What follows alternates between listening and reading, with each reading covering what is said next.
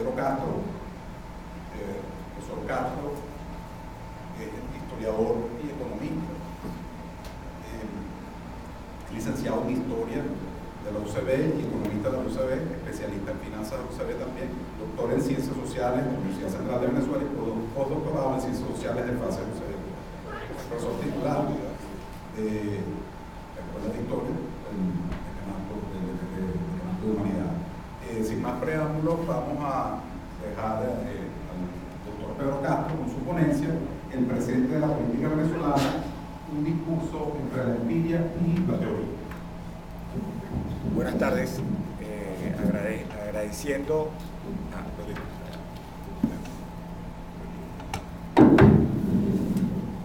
buenas tardes, agradeciendo en primer lugar a los organizadores de este evento, en particular al doctor Miguel Almujas.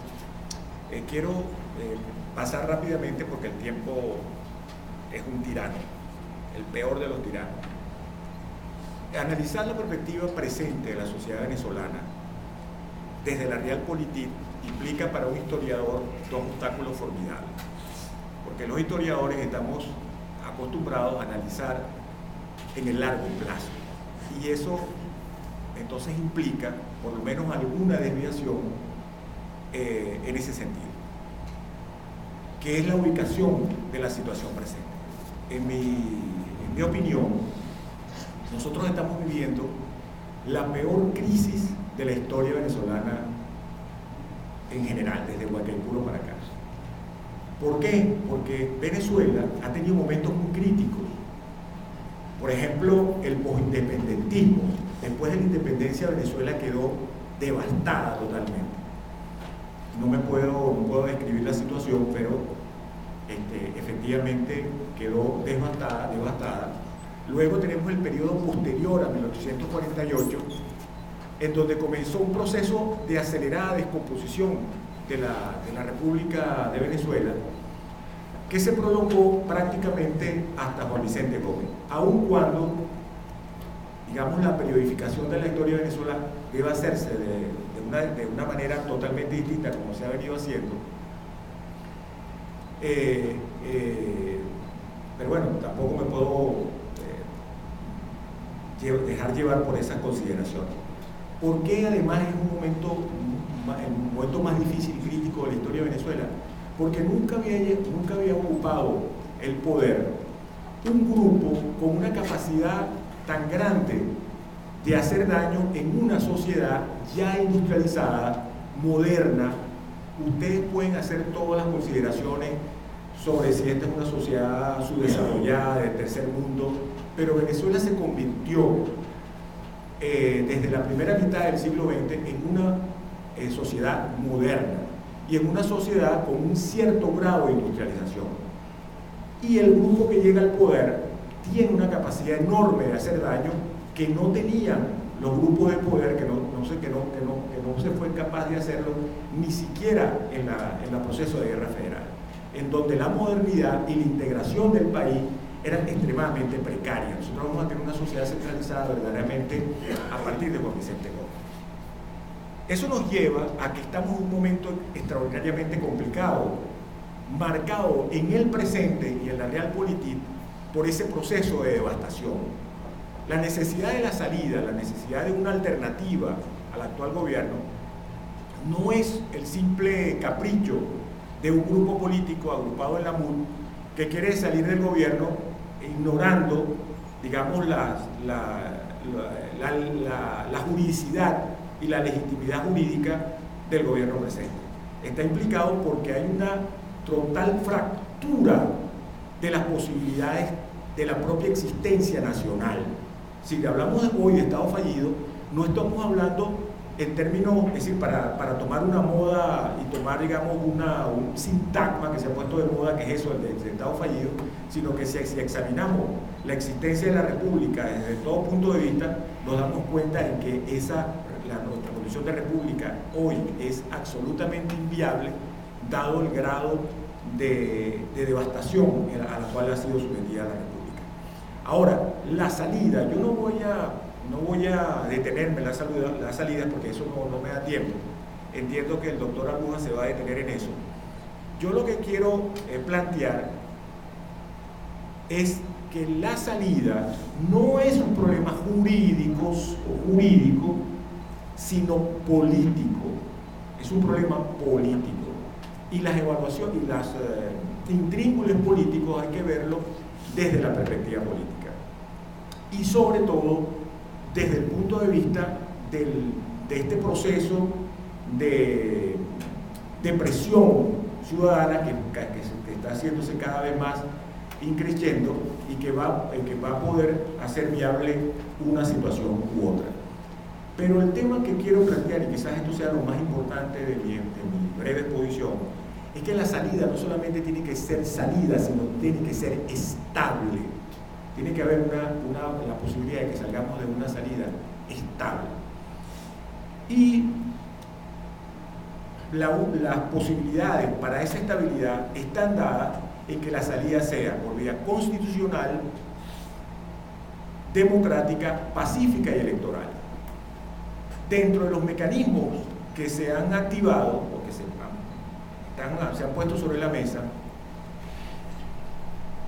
el que a mí me parece que tiene la mayor, o sea, que reúne esos tres requisitos, es el revocatorio, sin descalificar ninguno de los anteriores y sin descalificar tampoco uno que no entra estrictamente dentro de la constitucionalidad, la democracia, lo pacífico y electoral, que es la renuncia.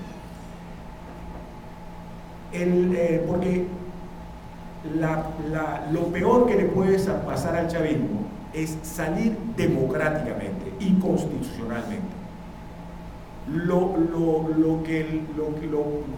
Digamos, dentro de, voy a decir una cosa un poco tonta, ¿no? Pero lo mejor que le pudiera pasar a ellos es salir violentamente, pues tendrían más posibilidad de reivindicarse históricamente. Pero la salida pacífica, constitucional, democrática y electoral, que es la que plantea el revocatorio, más allá de sus dificultades jurídicas y procedimentales, ofrece la posibilidad de darle una estabilidad al país. Entre otras cosas, porque es la única salida que la Constitución dice que, llenados sus requisitos de ley, eso implica la salida del presidente de la República. Es la única, y porque las demás no lo plantean de ninguna manera. Pero además hay otra cosa, es las elecciones a gobernadores. Las elecciones a gobernadores son fundamental para la estabilidad. Porque yo no puedo, como yo no soy arúspice, ni cartomántico, ni adivino el futuro, lo único que yo puedo sostener es que es muy posible que la oposición pueda ganar un altísimo número de gobernaciones en diciembre. Y eso va a significar también un cambio significativo en la correlación de fuerzas del país y cambiar el país. Y ahí se manejan dos escenarios. Que el revocatorio se realice tal como quiere una ostentosa mayoría de los venezolanos antes de enero, con lo cual se activaría una nueva elección presidencial. Esa elección presidencial más una victoria significativa de la oposición en diciembre daría una enorme estabilidad política al país, porque no solamente se trataría de la presidencia de la República, sino de una ocupación política regional extraordinariamente importante. Y por supuesto, eso también daría un impulso para el cambio en los otros poderes, como el CNE, como el Tribunal Supremo de Justicia. Pero si se diera el revocatorio en enero, es decir, en el caso de que quedaría un vicepresidente nombrado por Maduro, una elección de gobernadores donde la oposición ganara un altísimo número de gobernaciones, llevaría a que el vicepresidente, en el caso de ser chavista, tiene que ser negociado. Es decir, no habría posibilidades, o habría un número muy reducido de posibilidades para mantener la estabilidad del país, dejar a Cilia Flores, a Diosdado Cabello, etcétera, etcétera. Obligaría al chavismo a negociar, y eso también sería una salida que, aun cuando implicaría una transición que pudiese modelarse de manera mucho más, en un alto porcentaje, pudiera modelarse en un sentido deseado, con mayor, ¿cómo diría? O sea, donde la oposición pudiera jugar con mayor fuerza. Ahora, y con esto termino, para ajustarme al tiempo, yo honestamente pienso, porque algunas personas plantean el tema de la transición como un problema del futuro, y yo creo que la transición no es un problema del futuro, la transición es un problema del pasado. La transición ya comenzó porque es decir, los pilares fundamentales del régimen están totalmente requebrados, y al margen de la juridicidad, el proceso que estamos viendo hoy, lo que dicta la realpolitik es que la sostenibilidad del régimen, yo no hablo de gobierno, yo hablo de régimen porque este es un régimen, esa sostenibilidad del régimen está totalmente fracturada, y eso marca, y además como está fracturada desde la muerte de Maduro, desde la muerte de Chávez, un laxus